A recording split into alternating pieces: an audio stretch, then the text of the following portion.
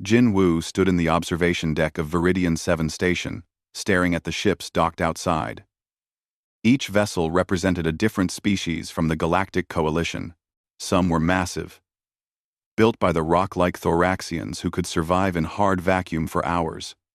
Others were sleek and fast, designed by species that breathed methane instead of oxygen.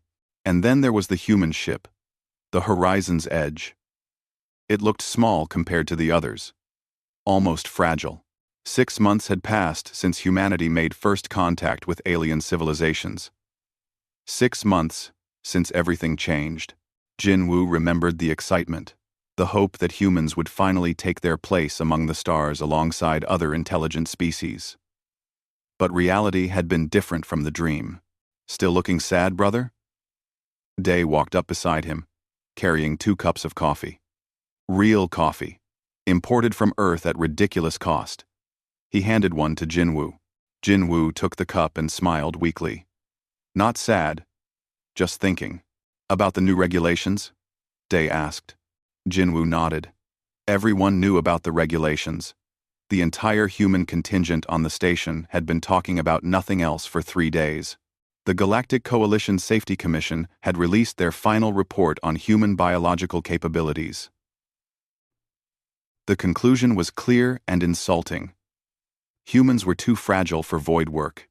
Category 5 fragile species, Jin Woo said bitterly. Do you know what that means? It means we're considered the most vulnerable species in the entire coalition. We need more protection than anyone else. More restrictions. Day sipped his coffee. They think they're helping us. They're treating us like children, Jin Woo said. I'm an engineer.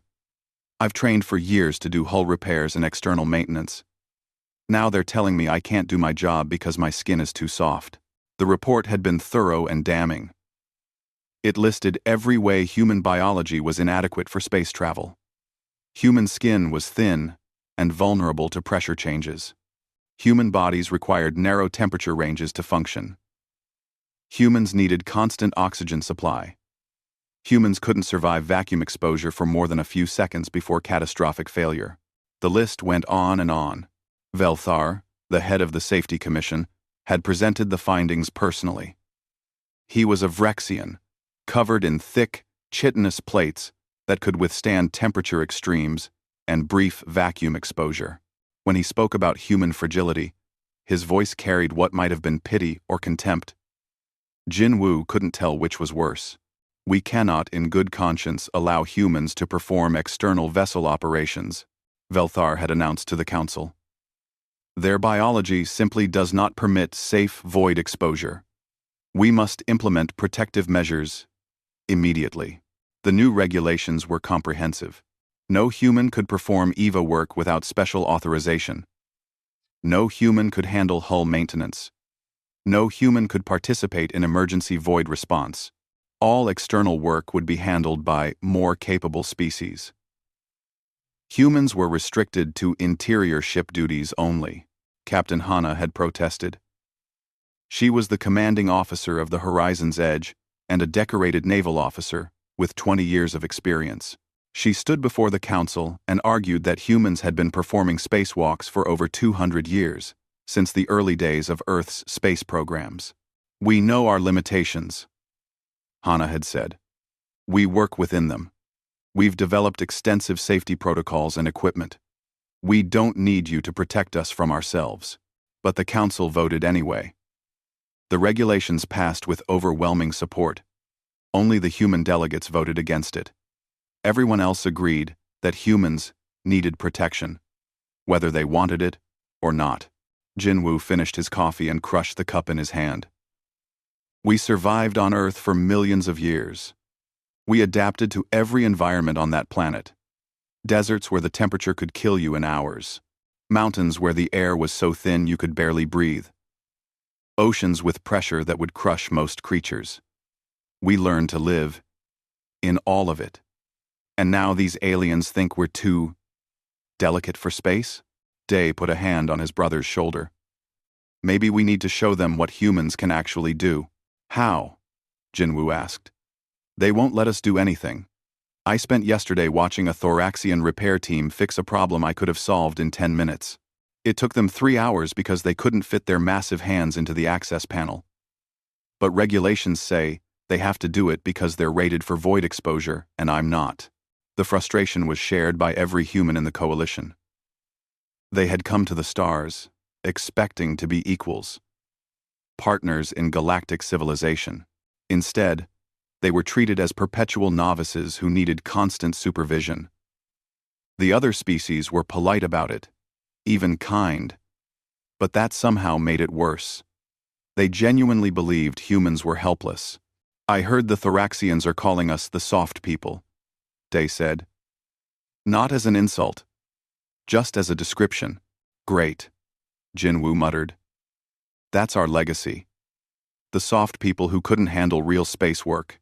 They stood in silence for a while, watching ships come and go from the station. Maintenance crews worked on the hulls, tiny figures in void suits, performing the dangerous work of keeping the station operational. None of them were human. Do you ever think about what we lost? Day asked quietly. I mean, Jinwoo looked at his brother. On Earth, we were explorers, Day said. We went places we weren't supposed to survive. We climbed the highest mountains, dove to the deepest oceans, explored the hottest deserts and the coldest tundra. We went to space in tin cans, held together with hope and determination. We were brave. We were bold. Now we're here, and they've put us in a box labeled fragile. Handle with care. Jinwoo understood. It was the same thought that kept him awake at night. Humanity had fought so hard to reach the stars. The early astronauts had risked everything, knowing that one mistake could kill them instantly. They did it anyway because that was what humans did. They pushed boundaries. They took risks. They adapted and survived. But the Galactic Coalition didn't want risk-takers. They wanted safe, predictable operations. They had been traveling through space for thousands of years, and they had developed rules and regulations for everything. Humans were supposed to fit into that system, follow those rules, accept those limitations. Maybe we're not meant to be safe, Jinwoo said. Maybe that's not who we are. Careful, brother, Day said with a slight smile. Talk like that could get you labeled as reckless. I am reckless, Jinwoo said. All humans are, by their standards.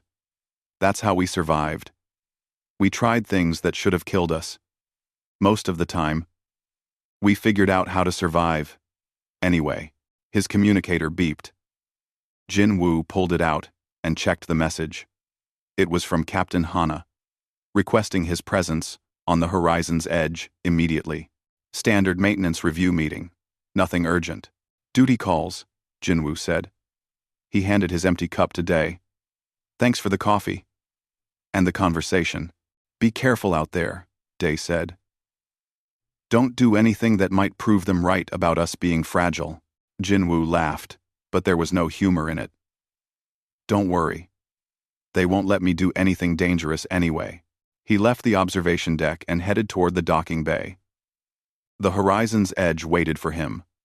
A human ship crewed by humans and a handful of alien observers. It was one of the first joint species vessels in the Coalition fleet, meant to prove that different species could work together effectively. But Jinwoo wondered if it was just another way to keep humans under supervision. The alien crew members were all there to assist the humans, to make sure they didn't hurt themselves with their soft, fragile bodies. As he walked through the station corridors, Jinwoo passed dozens of different species. They nodded politely at him. Some even smiled, or made the equivalent gesture for their species. They were friendly. They were welcoming. They were also completely convinced that humans needed their protection. Jinwoo wanted to scream. He wanted to grab them and shake them and make them understand. Humans didn't need protection. They needed a chance to prove what they could do. But he kept walking, kept quiet, kept following the rules. For now, he didn't know that in just a few days, everything would change. He didn't know that he would soon have the chance he was hoping for. And he didn't know that his actions would force the entire galactic coalition to reconsider everything they thought they knew about humanity. For now, Jinwoo was just another engineer heading to another boring maintenance meeting, the soft human, who wasn't allowed to do real work. That was about to change. The Keltar Nebula stretched across the view screen like a painting made of purple and gold light, beautiful and deadly. Jinwoo had seen plenty of nebulae during his time on the horizon's edge, but this one was special. The radiation levels were unpredictable, swirling in patterns that no computer could fully map. Most ships avoided it entirely, but the horizon's edge was on patrol, following a route that skirted the nebula's outer edge. It was supposed to be safe. The word supposed rarely meant anything good. In space, Jinwoo sat at his engineering station on the bridge, monitoring the ship's systems. Everything looked normal. Power distribution was optimal. Hull integrity was solid. Life support was running smoothly across all decks. It was a quiet day, the kind that made you forget how dangerous space could be. Kai sat beside him at the systems analysis station. They had been friends since training. Back on Earth, before first contact, Kai was the best systems analyst Jinwoo had ever worked with, able to spot problems in data streams before the computers even registered them. Radiation levels are climbing, Kai said, his eyes on his screen. Not dangerous yet, but higher than predicted. Jinwoo checked his own readings. Kai was right. The nebula was throwing off more radiation than their charts indicated. Should we report it? Already did, Kai said. Captain Hana stood at the center of the bridge, watching the view screen with calm attention. She had 20 years of experience in space, and she had seen worse than some elevated radiation. Beside her stood Velthar, the Vrexian who had authored the report declaring humans too fragile for void work. He was on board as an observer, supposedly to learn how humans operated their ships. Jinwoo suspected he was really there to make sure the humans didn't do anything stupid. "Captain," the navigation officer called out. "We're getting some interference with the forward sensors." "Source?" Hannah asked. "Unknown. Could be the radiation affecting the arrays." That was when everything went wrong. The first alarm sounded. Then, another. Then, 10 more. At once. Jinwoo's screen lit up with red warnings cascading across every system. Power fluctuations in sections 7 through 12. Life support failures spreading through the lower decks. External sensor arrays, going offline, one after another. "What the hell is happening?" Hana demanded. Jinwoo's fingers flew across his controls, trying to isolate the problem. "It's a cascade failure. The radiation surge is overloading our systems. Each failure is triggering the next one. Get it under control," Hana ordered. Easier said than done. Jinwoo rerouted power, shut down non-essential systems, activated backup protocols. But the cascade was spreading faster than he could stop it. It was like trying to plug holes in a dam while the water kept rising. "Life support is failing in Section 9, Kai reported, his voice tight with stress. "Crew is evacuating to safe zones. External sensors are completely offline," the navigation officer added. "We're blind out there." Blind in space was a death sentence. Without sensors, they couldn't see incoming debris, couldn't detect other ships, couldn't navigate safely. They were drifting through an active patrol zone near a radiation nebula with no way to see what was around them. Yuna's voice came through the communication system from the medical bay. "Captain, I'm reading atmospheric failures on multiple decks. How bad is it up there?" "Bad," Hana said simply. "Stand by for casualties." Jinwoo traced the cascade back to its source. The radiation surge had hit their forward sensor array and fried its primary systems. But the array had failed in a way that sent a feedback loop through the ship's main power grid. Now, everything connected to that grid was failing in sequence. "I need to reset the forward array," Jinwoo said. "It's the source of the cascade. If we don't shut it down properly, the failures will keep spreading." Do it, Hana said. There's a problem, Jinwoo said, his stomach sinking. The internal controls are fried. Someone needs to go outside and reset it manually. Velthar turned his large head toward Jinwoo. We have a Thoraxian repair crew on board. I will authorize them for immediate EVA. It took 10 minutes to get the Thoraxian crew suited up and into the airlock. 10 minutes, while the ship continued to fail around them. More alarms. More systems going offline. The ship was dying. Piece by piece. Jinwoo watched through the external cameras as the 3 Thoraxians emerged onto the hull. They were massive creatures, each one over 2 meters tall, and covered in thick crystalline plates that could withstand extreme environments. They moved slowly but confidently across the hull, magnetic boots keeping them anchored. They're approaching the forward array, Kai reported. Then the second radiation surge hit. It came without warning, a massive wave of energy that slammed into the ship like a physical force. The shields held, barely. But the Thoraxians on the hull had no shields. Their crystalline biology, normally resistant to radiation, became a conductor for the energy. Jinwoo watched in horror as the 3 Thoraxians convulsed. Their suits registered critical failures. Emergency beacons activated. Get them inside! Hana shouted. The emergency retrieval system activated. Magnetic cables pulling the injured Thoraxians back to the airlock. They were alive, but hurt. Their crystalline plates were cracked and darkened, radiation poisoning spreading through their bodies. Medical emergency, Velthar said into his communicator. 3 Thoraxians injured during EVA. Severe radiation exposure. Yuna's response was immediate. Bring them to medical bay. I'll do what I can. But now, they had a bigger problem. The forward sensor array was still offline, still sending feedback through the ship's systems, and there was no one left to fix it. Captain, the navigation officer said, her voice shaking slightly. We're drifting toward the debris field. Without sensors, we can't navigate around it. Jinwoo pulled up the last known position data.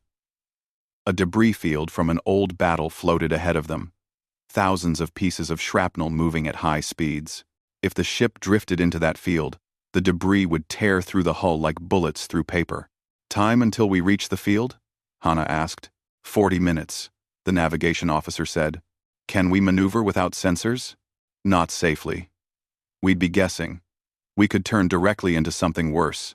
Hana stood silent for a moment, thinking. Jinwoo knew what she was considering. The only way to fix the sensor array was for someone to go outside and manually reset it. But the Thoraxians were injured. The other alien crew members were needed for internal repairs and crisis management, and humans weren't authorized for EVA work. Jinwoo pulled up the technical specifications for the sensor array on his screen.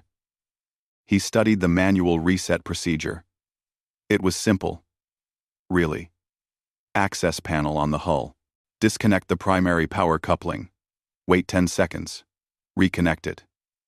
The system would reboot and hopefully come back online clean.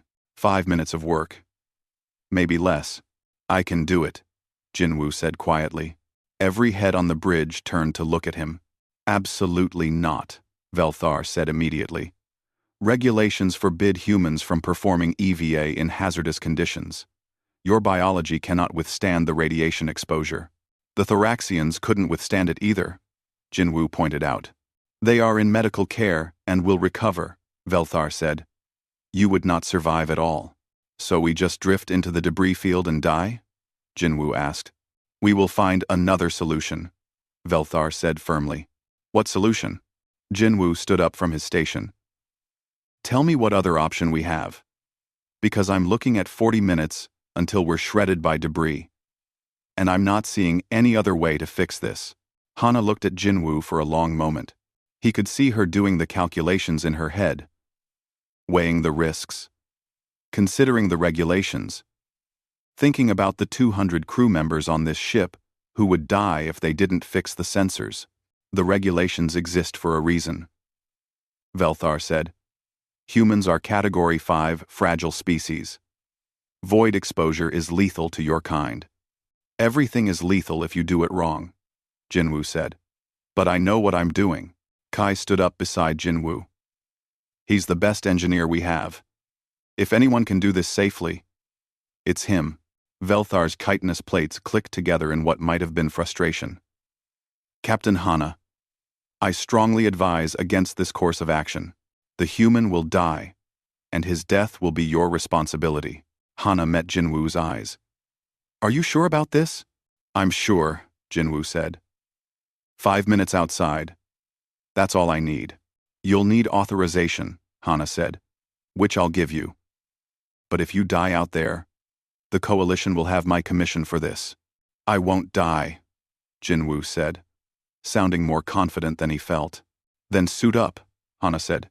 And Jinwoo? Make it fast. The airlock prep room was cold and quiet.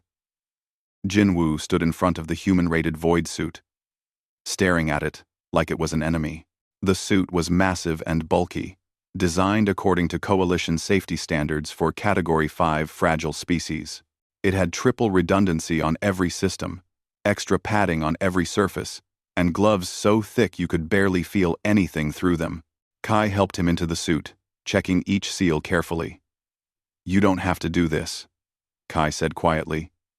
We could try something else. Like what? Jinwoo asked. You heard the navigation officer. We have 35 minutes now. Maybe less. Still, Kai said. This is against every regulation in the book. If something goes wrong out there, then everyone dies anyway, Jinwoo finished. At least this way we have a chance. The suit was uncomfortable, restrictive. Jinwoo flexed his fingers inside the thick gloves.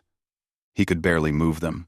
The manual reset procedure required fine motor control. Precision work on small components.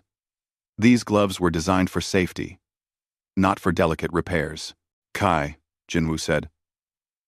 He pulled up a schematic of the sensor array on his wrist display and tried to manipulate the controls with the gloved fingers. It was clumsy and slow. He tried to imagine disconnecting a power coupling with these gloves and couldn't. The tolerances were too tight, the components too small. The gloves won't work, Jinwoo said. What do you mean? I mean I can't do the repair with these gloves. They're too thick. I need direct contact with the components. Kai stared at him. You can't take the gloves off out there. That's suicide. Your hands would freeze in seconds. Jinwoo thought about it. The void of space was cold, yes, but it wasn't the freezing cold people imagined. There was no air to conduct heat away from your body. Heat loss happened through radiation, which was slower. Humans had survived brief vacuum exposure before in accidents. Not for long, but for seconds, or even minutes in some cases. How long does the repair take? Jinwoo asked. You said 5 minutes total, but the actual hands-on work? The part where I need to touch the components? Kai checked the procedure on his display. Maybe 90 seconds. Disconnect the coupling. Wait 10 seconds. Reconnect it. 90 seconds. Jinwoo had read the reports from early space programs on Earth. Humans who had experienced suit failures. Brief exposures to vacuum. Some had survived exposures of a minute or more. They suffered frostbite and tissue damage, but they lived. I'm taking off the gloves, Jinwoo said. Are you insane? Kai grabbed his arm. Jinwoo, listen to yourself. You'll lose your hands. I'll lose my hands or we all die, Jinwoo said. That's the choice. Before Kai could argue further, Jinwoo made another decision. He sat down and started removing the boots from the suit. What are you doing? Kai asked, his voice rising. The boots are too bulky, Jinwoo said. I need to feel the hull under my feet. I need proper balance and control. You're going to walk on the hull barefoot? Yes. In the void? Yes. Kai looked like he wanted to physically stop Jinwoo, but he didn't. They're going to think we're both crazy. Probably. Jinwoo agreed. He sealed the suit legs without the boots.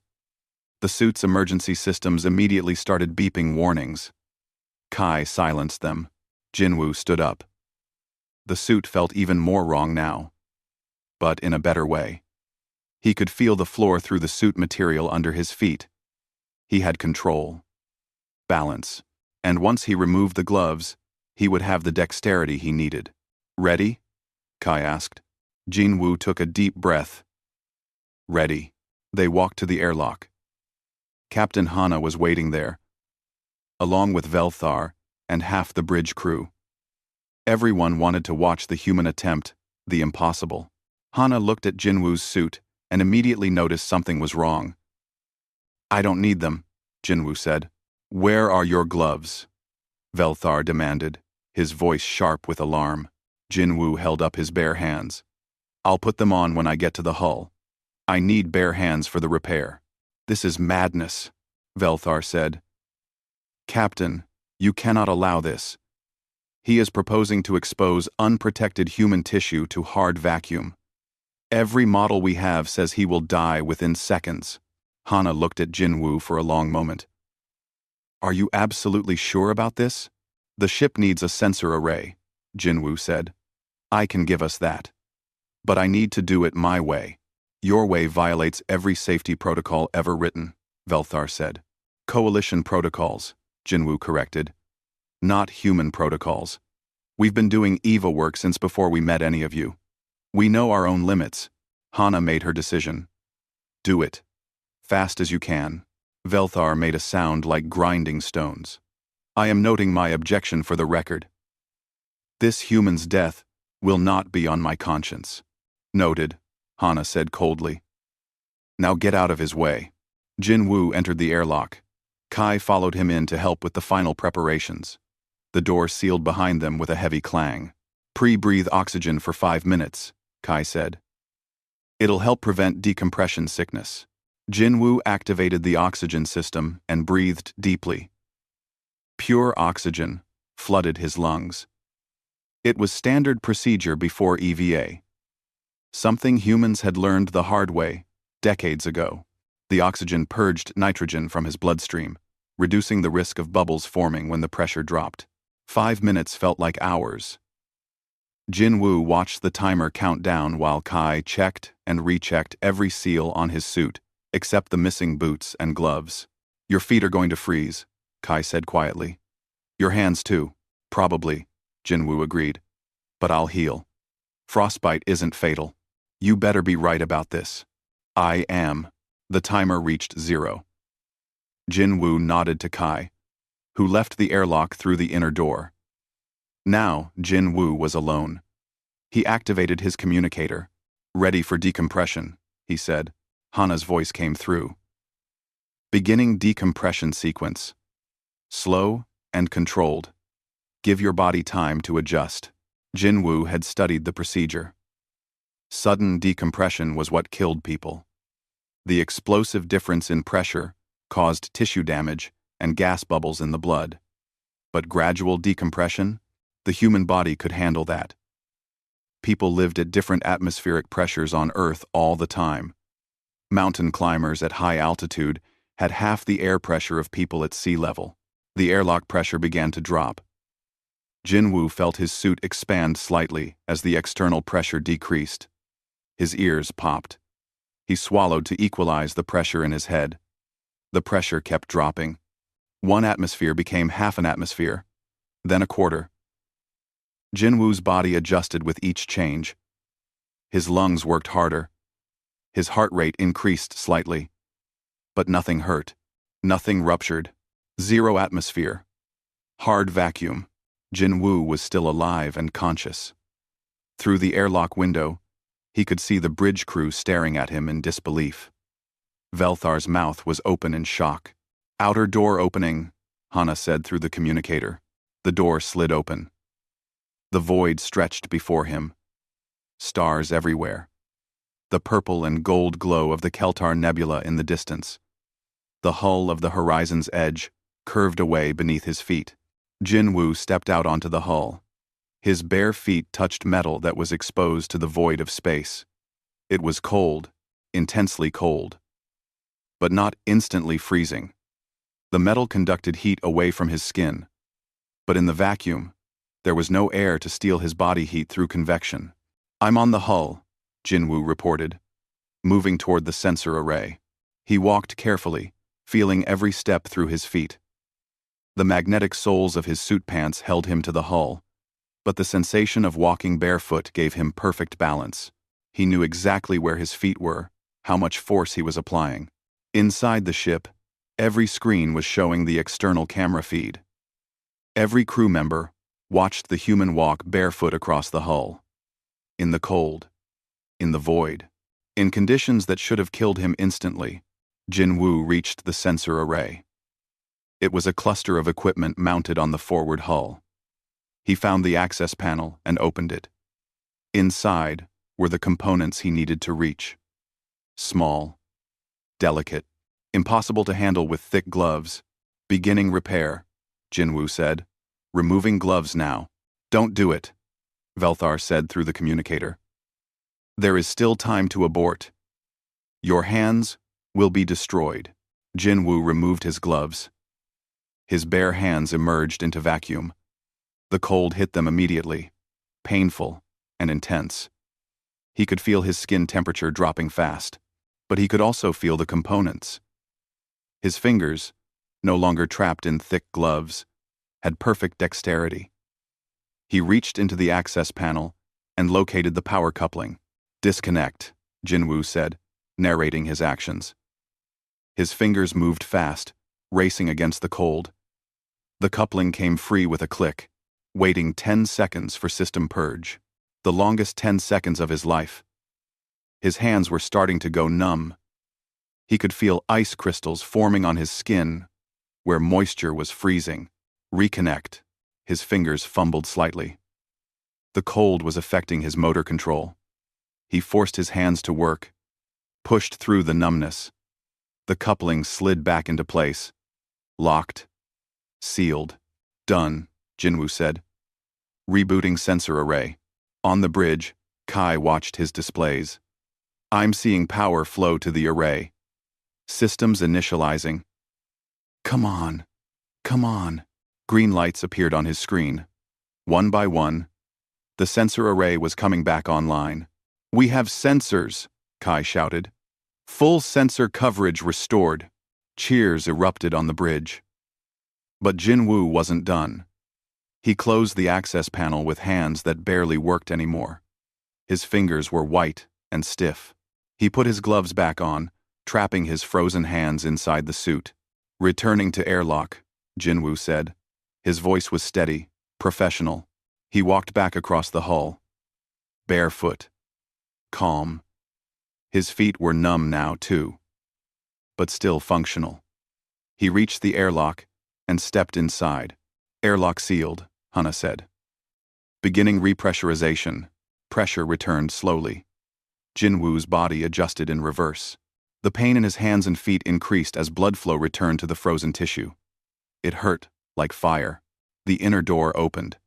Kai rushed in, along with Yuna from Medical Bay. Let me see your hands, Yuna demanded. Jinwoo removed his gloves. His hands were pale and discolored, with dark patches where frostbite had set in. But all his fingers were still there, still attached, still moving. Get him to medical, Yuna said. Now! They helped Jinwoo out of the airlock and down the corridor. Behind them, on the bridge, Velthar stood, frozen in shock. That should not have been possible, he said quietly. By every measure we have, that human should be dead. Captain Hana smiled. Welcome to humanity. We specialize in doing the impossible. The medical bay of the horizon's edge was usually quiet. Today, it was crowded. 3 injured thoraxians lay on specially reinforced beds, their crystalline bodies slowly healing from radiation exposure. And in the corner, sitting on a standard human-sized bed, was Jinwoo. Yuna worked on his hands with careful precision. She had applied warming pads to gradually restore temperature to the frozen tissue. Now she was treating the frostbite damage with specialized gel that promoted cell regeneration. You were lucky, Yuna said, her voice professional but with an edge of anger. But I didn't, Jinwoo said. His hands throbbed with pain. but all 10 fingers still worked. They were discolored and swollen, but they moved when he told them to. No, you didn't, Yuna agreed. She moved to his feet, examining the damage there. Your feet are worse. The cold metal conducted heat away faster than the void itself. You have second-degree frostbite on your toes, and the balls of your feet. Will I lose anything? Jinwoo asked. No, Yuna said. But you'll be in pain for a few days. And you're banned from EVA work for at least a month. While this heals. Jinwoo almost laughed. I'm banned from EVA work permanently. Coalition regulations, remember? Yuna looked up at him. I don't think those regulations are going to last much longer. The medical bay doors opened. Captain Hana entered, followed by Velthar and another alien Jinwoo didn't recognize. This one was smaller, with smooth skin that changed colors slowly, like a mood ring. She wore the insignia of the Coalition Science Division. How is he? Hana asked. Alive and intact, Yuna reported. Frostbite on his hands and feet. Minor tissue damage. He'll make a full recovery. Enda. Velthar approached Jinwoo's bed slowly, like he was approaching something dangerous or sacred. His chitinous plates clicked together in a pattern Jinwoo had learned meant confusion or uncertainty. This should not have been possible, Velthar said. I watched you walk on that hull, barefoot, barehanded, in hard vacuum. You were exposed for almost 4 minutes total. 3 minutes and 47 seconds. To be precise, our models say humans die in 15 seconds or less. Your models were wrong, Jinwoo said simply. The other alien stepped forward. Her skin shifted to a light blue color. My name is Nari. I'm a xenobiologist with the Coalition Science Division. I've been studying the footage of your EVA since it happened an hour ago. I need to understand what I saw. I fixed the sensor array, Jinwoo said. No, Nari said. I saw a biological impossibility. I saw a creature classified as Category 5. Fragile survive in conditions that should have killed it instantly. I need to know how. Yuna spoke up. It's not that complicated. Jinwoo followed proper decompression protocols. He pre-breathed oxygen to purge nitrogen from his bloodstream. He depressurized slowly to give his body time to adjust. He limited his exposure time and kept moving to maintain blood flow. But the tissue damage, Velthar said. Human skin is soft. It should have ruptured from the pressure differential. Human skin is flexible, Yuna corrected. It stretches. Yes. There's bruising from capillary damage. Yes. There's swelling. But human skin doesn't just explode because the air pressure drops. We're not balloons. Nari's skin shifted to yellow. The cold, then. The void of space is near absolute zero. How did his tissue not freeze solid? 1. Lumen. Because the void is vacuum, Jinwoo said, his voice tired. There's no air to conduct heat away. Heat transfer happens through radiation, which is slow. Yes, I got frostbite from touching the cold metal. But the void itself? It's actually less dangerous than being in freezing water. This contradicts all our research, Velthar said. Because your research was based on wrong assumptions, Hana said, her voice sharp. You studied catastrophic decompression events, explosive failures, accidents. You never tested controlled exposure. You never asked humans what we already knew about our own capabilities. Nari pulled out a datapad and started taking notes. How long can humans survive in vacuum with proper preparation? It depends, Yuna said. 15 seconds is about the limit for complete exposure with no preparation. But with proper protocols? We have records of survival up to 90 seconds in training accidents. Some people have survived even longer. And you have been doing this since before joining the coalition? Nari asked. For over 200 years, Hana said. Since our first spacewalks in the 1,960 seconds, we've had accidents and near misses. We've learned from every one. We know what kills us and what doesn't. Velthar sat down heavily on a reinforced chair designed for his species. We made a terrible mistake, the Safety Commission. We evaluated humans based on theory and models. We never asked you to demonstrate your actual capabilities. You decided we were fragile and locked us in a box, Jinwoo said. You meant well, but you were wrong. Nari's skin turned green. This changes everything. If humans can survive brief vacuum exposure, then the entire Category 5 classification is invalid. You're not the most fragile species. You're not even close. So what are we? Jinwoo asked. Adaptable, Nari said. Remarkably, impossibly adaptable. Your species evolved on a planet with extreme environmental variation. Correct? Yes, Hana said. Earth has deserts that reach 60 degrees Celsius and polar regions that drop to -80. We have sea level and mountains over 8 kilometers high. Atmospheric pressure varies by more than half. And humans live in all these environments, Nari said, her skin flickering through several colors. Your body's adapted to handle variation.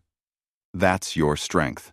Not resistance to extremes, but the ability to function across a wide range of conditions. Velthar made a sound like stones grinding. We protected you from dangers you were already equipped to handle. We restricted you based on our own limitations, not yours. Yes, Hana said bluntly. There was a long silence. Jinwoo watched Velthar struggle with the realization. The Vrexian had genuinely believed he was protecting humans. He had written his report with good intentions, and now he had to face the fact that his protection had been unnecessary and insulting. I apologize, Velthar said finally. To you, Jinwoo. To all humans. The Safety Commission acted in what we believed was your best interest. We were arrogant. We assumed our understanding was complete. Accepted, Jinwoo said. But what happens now? Nari spoke up. Now we do real testing, proper evaluation of human capabilities, and we push for reclassification. That will take time, Velthar said. The Council does not move quickly. There are procedures, committees, review boards, then start moving them. Hana said.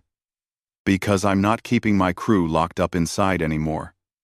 They're trained professionals. They deserve to do their jobs. Velthar nodded slowly. I will speak to the Council. Personally. I will show them the footage of Jinwoo's EVA. I will recommend immediate temporary suspension of the EVA restrictions, while we conduct full capability assessment. How long will that take? Jinwoo asked. Weeks, Nari said. Maybe months, for full reclassification. But the temporary suspension could happen in days if Velthar advocates for it. I will, Velthar said. He stood up and looked at Jinwoo. You risked your life today. You could have died. Why did you do it? Oh. We. Velthar. Oh. You risked. Jinwoo thought about the question. Because everyone on this ship would have died if I didn't. Because I knew I could do it. Because someone needed to show you that humans are stronger than you think. You succeeded, Velthar said. You showed me. You showed everyone. After they left, Jinwoo lay back on the medical bed. His hands and feet throbbed with pain. He was exhausted, but he was alive. And more importantly, he had done what needed to be done. Kai came in later, bringing food from the cafeteria. Kai said, The footage is spreading through the fleet. Every ship has seen the human who walked barefoot on a hull. Great, Jinwoo muttered. Just what I wanted. Fame. The other humans are calling you a hero, Kai said. You proved we're not fragile. You proved we belong out here. I just fixed a sensor array, Jinwoo said. You did more than that, Kai said seriously. You changed how the entire galaxy sees us. That matters. Jinwoo ate his food in silence. He didn't feel like a hero. He felt like someone who had done a necessary job and gotten hurt doing it. But maybe that was what being human meant. Doing what needed to be done, even when it hurt. His communicator beeped. A message from Day, still on the station. Saw the footage. You're insane. Also, I'm proud of you. Everyone here is talking about it. Things are going to change now. Thanks, brother. Jinwoo smiled despite the pain. Things were going to change. The galaxy was going to learn that humans weren't fragile flowers that needed protection. They were survivors, adapters, problem solvers. They were built for the void after all. They just had to prove it. And now they had. 6 months had passed since Jinwoo walked barefoot on the hull of the horizon's edge. 6 months that changed everything for humanity in the Galactic Coalition. Jinwoo stood in the training center on Viridian 7 Station, watching a class of new recruits practice EVA procedures. Half the class was human. The other half was a mix of different alien species. They worked together, learning from each other, sharing techniques that had been developed by their respective civilizations over centuries of space travel. Remember, Jinwoo called out to the class, decompression sickness happens when you skip the pre-breathing protocol. Your species might handle it differently than humans, but the physics is the same for everyone. Nitrogen bubbles in your bloodstream will kill you, regardless of what planet you come from. A young Thoraxian raised one of his massive arms. Instructor Jinwoo, is it true you performed EVA work without boots or gloves? Jinwoo smiled. This question came up in every class. Yes, it's true, but not because I'm special or particularly brave. I did it because the equipment available to me at the time wasn't suitable for the work that needed to be done.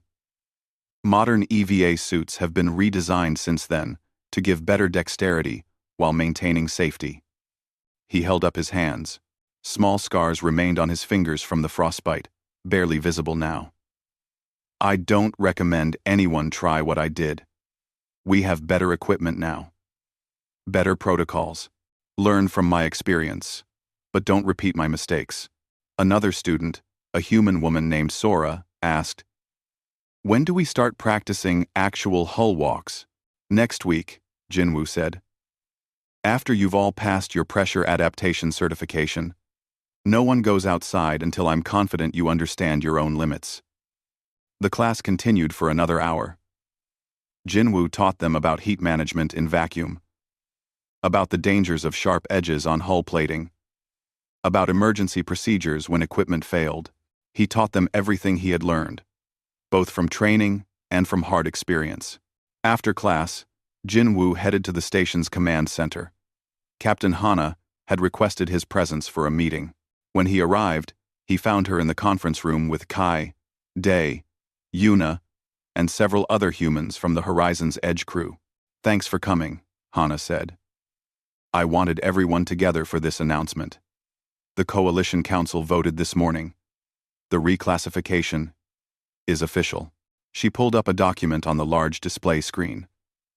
Jinwoo read the title, Revised Safety Classification for Humanity.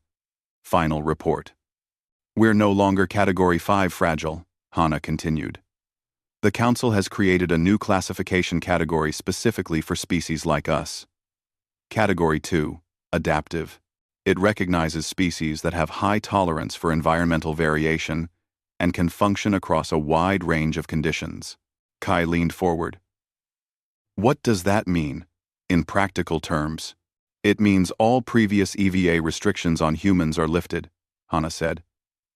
Humans are now fully certified for void work, hull maintenance, emergency response, and any other external operations.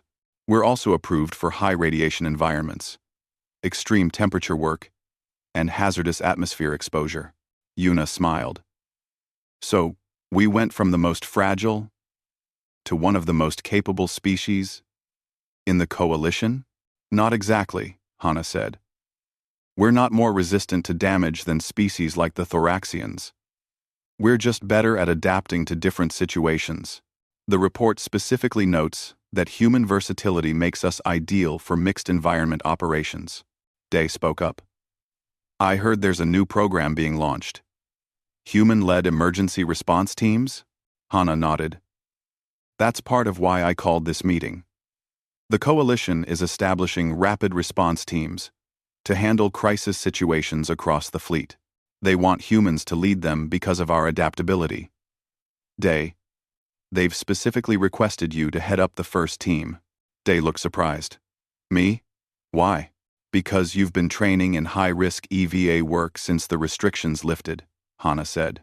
And because your brother proved that humans can handle situations other species can't. They want that capability, on call, for emergencies. I'll do it, Day said without hesitation. There's more, Hana continued. Kai, the Coalition Engineering Division wants you to lead a project developing new EVA suit designs. They want equipment that works for multiple species, based on the hybrid designs you've been working on. Kai grinned. They're paying me to design better spacesuits? That's literally my dream job. And Yuna, Hana said. The Medical Council wants you to write new protocols for mixed species emergency medicine. Apparently, our understanding of pressure-related injuries is more advanced than most Coalition species because we've actually studied it extensively. I can do that, Yuna said. Hana looked at Jinwoo. As for you, you're apparently the most famous engineer in the Coalition right now. Every ship captain wants a human engineer on their crew. You have 17 job offers waiting for you. Jinwoo shook his head. I'm staying on the horizon's edge. If you'll have me. Always, Hana said. But you're also going to keep teaching. The Coalition wants you to train the next generation of EVA specialists. Human and alien both. You're good at it, Jinwoo. You should keep doing it. The meeting continued for another hour, discussing assignments and opportunities. When it ended, Jinwoo walked to the observation deck, where this whole journey had started 6 months ago. He stood at the window, watching ships come and go from the station. Velthar found him there. The Vrexian moved quietly for such a large being. I thought I might find you here, Velthar said. It's a good place to think, Jinwoo said. I wanted to thank you, Velthar said, for what you did, not just the EVA work, but for teaching me that my assumptions were wrong. The Safety Commission has completely restructured our evaluation procedures because of you. We now test actual capabilities, rather than making theoretical predictions. I'm glad something good came from it, Jinwoo said. More than you know, Velthar said. We've begun reassessing other species we classified as fragile. 3 of them have already been reclassified after proper testing. We were limiting so many people based on bad data and worse assumptions. They stood in silence for a moment, watching a human repair crew working on the hull of a nearby ship. The crew moved with confidence and skill, no longer restricted or supervised beyond normal safety protocols. Do you regret it? Velthar asked. The pain you suffered? The risk you took? Jinwoo looked at his hands. At the faint scars that remained. No. It hurt. But it was worth it. Not just for me, but for every human who came after. We proved we belong out here. You did more than that. Velthar said. You reminded us that the galaxy is large and diverse. That every species has unique strengths. That we should never assume we understand someone else's capabilities just because they're different from us. A message came through on Jinwoo's communicator. It was from Sora, his student. Instructor, we passed our pressure adaptation tests.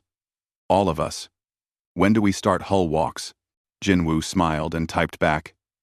Tomorrow morning. Meet me at airlock 7. Bring your courage. Velthar noticed the smile. You enjoy teaching? I do, Jinwoo admitted. Every student I train is someone who won't have to fight the same battles we did. They'll grow up in a coalition that understands humans, that respects our capabilities. The galaxy is better for having humans in it, Velthar said. I should have seen that from the beginning. You see it now, Jinwoo said. That's what matters. Velthar made a gesture that Jinwoo had learned was the Vrexian equivalent of a bow. I must go. The Council has assigned me to evaluate another species. This time, I will not make assumptions. He paused at the doorway. Jinwoo, your people have a saying, I believe. Something about one small step? One small step for man, one giant leap for mankind, Jinwoo said. From our first lunar landing, centuries ago. Appropriate, Velthar said. Your barefoot walk was a small step that changed everything. The galaxy leaped forward because you were brave enough to take it. After Velthar left, Jinwoo remained at the window. His communicator chimed again. This time, it was a general message to all human personnel on the station. Celebration tonight in the main cafeteria. 6 months since the hull walk that changed everything. All humans and allies welcome. Let's remember how far we've come. End. Jinwoo decided he would go. Not because he wanted to be celebrated, but because his friends would be there. His students. The other humans, who had benefited from what happened that day. Day arrived at the observation deck, carrying 2 cups of coffee. Thought I'd find you here, he said, handing one to Jinwoo. Everyone seems to know where I go to think, Jinwoo said, because you always come here when something big happens. Day said. He looked out at the ships. It's different now, isn't it? The way they see us? Yes, Jinwoo said. We're not the fragile newcomers anymore. We're partners. Equals. Because you walked on a hull without boots, Day said, shaking his head. Still can't believe you did that. Someone had to, Jinwoo said. Someone had to show them we're stronger than they thought. And now I'm leading rescue missions, Day said. Using techniques you proved were possible. Standing on your shoulders. Brother, that's what it's all about. Jinwoo said. Each generation builds on what came before. You'll do things I never imagined. Your students will go even further. They drank their coffee in comfortable silence. Around them, the station hummed with activity. Humans and aliens working together, no longer separated by false assumptions about fragility and capability. The galaxy had made room for humanity, not by lowering its standards, but by recognizing that humans met those standards in their own unique way. Are you coming to the celebration tonight? Day asked. Yes, Jinwoo said. I think I will. Good, Day said. Because they're planning to embarrass you with speeches and awards, Jinwoo groaned. I just fixed a sensor array. You changed the galaxy, Day said. Accept the embarrassment. You've earned it. That night, the cafeteria was packed. Humans from every ship docked at the station attended, along with many alien crew members who had worked with humans and learned to respect them. Captain Hana gave a speech about breaking barriers. Velthar spoke about learning from mistakes. Nari presented findings from her research into human adaptability, and Jinwoo stood in the crowd, uncomfortable with the attention but grateful for the outcome. He had walked barefoot on a hull to save his ship. He hadn't planned to start a revolution. But sometimes, revolution begins with one person doing what needs to be done, regardless of what anyone thinks is possible. The celebration lasted late into the station's night cycle. People shared stories, made plans, dreamed about the future. And through it all, Jinwoo felt something he hadn't felt in months. He felt like he belonged. Not as a protected subordinate, not as a fragile creature that needed supervision, but as an equal member of a galactic civilization, a human among the stars, exactly where he was meant to be. Tomorrow he would teach another class. Next week, he would start designing new training protocols. Next month, he might join Day on a rescue mission, or help Kai test new equipment designs, or collaborate with Yuna on medical research. The possibilities were endless. The galaxy was vast, and humanity was finally free to explore it without artificial restrictions holding them back. All because one engineer took off his boots and gloves and walked barefoot on a hull, proving that humans were built for the void after all. The galaxy had claimed they weren't. Jinwoo had proved them wrong, and nothing would ever be the same.